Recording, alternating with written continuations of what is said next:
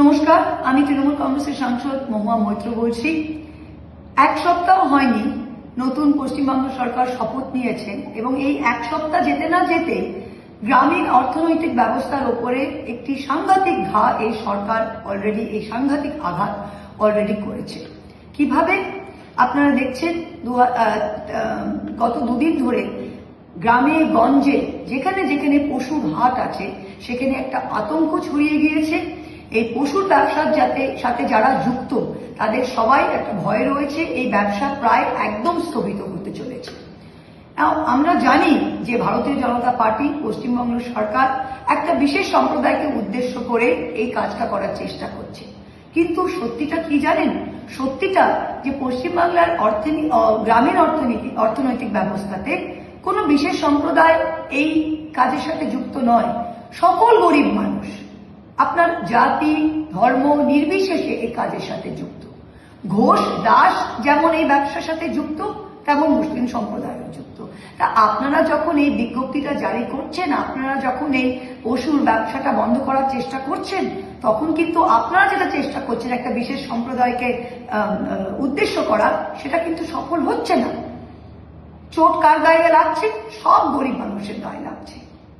আর আরেকটা জিনিস আপনাদের সবাইকে জেনে রাখা উচিত, আপনারা একটু গুগল আছে সবার কাছে ফোনে, গুগল করুন যে 2024-25 সালে ভারতবর্ষের সবচেয়ে বড় মিট এক্সপোর্টার যারা বিফ এক্সপোর্ট করে, অ্যালানা এক্সপোর্ট নাম হচ্ছে, তারা 30 কোটি টাকা ভারতীয় জনতা পার্টি ফান্ডে ডোনেশন দিয়েছে 2024-25 সালে। এটা আমি বলছি না। বিজেপি এখন বলবে যে মহুয়া মৈত্র উস্কানিমূলক কথাবার্তা বলছে, সাম্প্রদায়িক সম্প্রীতি নষ্ট করছে, তা নয়, এটা সত্যি। আরেকটা কি, রাজ্যসভার সাংসদ জন ব্রিটাস একটা প্রশ্ন করেছিলেন রাজ্যসভায়, তার উত্তরে ডিপার্টমেন্ট অফ কমার্স কেন্দ্রীয় মন্ত্রী কি বলেছিলেন?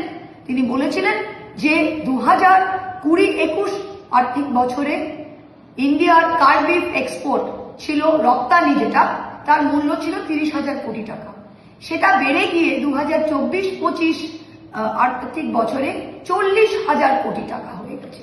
তা যেই বিজেপি, যেই কেন্দ্র সরকার রপ্তানি করে দেশে ফরেন এক্সচেঞ্জ আনতে পারে, তখন পশুর মাংস খারাপ নয়।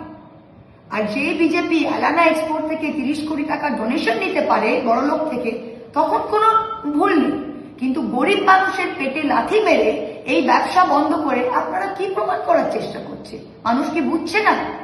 গত দুদিন হলো যেই ইলেকশন শেষ হয়েছে, 3 টাকা করে ডিজেল পেট্রোলের দাম বাড়িয়ে দিয়েছে, গ্যাসের দাম আরো 2 টাকা বাড়িয়ে দিয়েছে।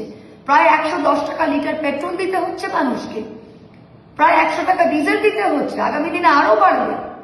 সেটা আপনারা রাজ্য সরকারের ভিএটি কমিয়ে আমাদের ওপরে, গরিব মানুষের ওপরে যেটা বার্ডেন, সেটাকে কমাতে পারতেন, কিন্তু রাজ্য সরকার সেটা নিয়ে কোনো বিজ্ঞপ্তি জারি করেনি। কি বিজ্ঞপ্তি জারি করেছে? কি খাওয়া যাবে, কি ব্যবসা করা যাবে। এটা তো গরিব মানুষের পেটে লাথি মারা, এটা তো কোনো সম্প্রদায়কে উদ্দেশ্য করা নয়, এটা তো সকল গরিব মানুষকে পেটে লাথি মারা। মানুষ ভালো খারাপ এবার নিজেই বিবেচনা করবে। অনেক ধন্যবাদ।